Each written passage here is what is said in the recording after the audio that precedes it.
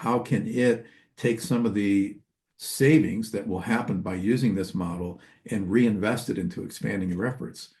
What are your thoughts about that? Oh, yeah. We certainly have high hopes that that's going to happen. Now, there are six other pilots across the state that's doing this, different types of work to try and affect poverty and to show new innovative ways of doing that.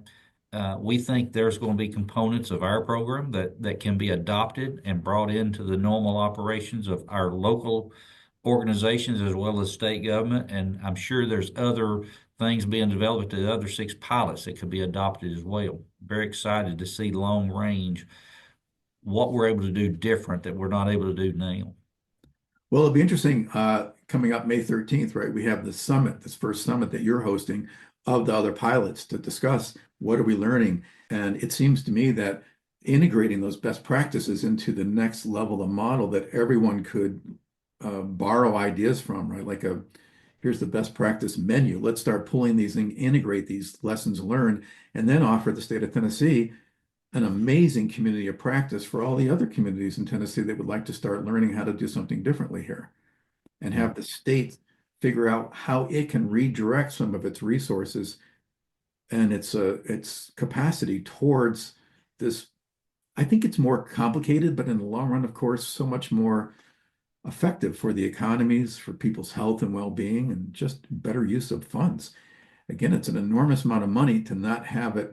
You were talking earlier, for example, that we spend all this money on getting people hooked into the system. Well, if you look at it, people start off in crisis and then we intervene and we try to stabilize them with public assistance, it starts looping is the problem.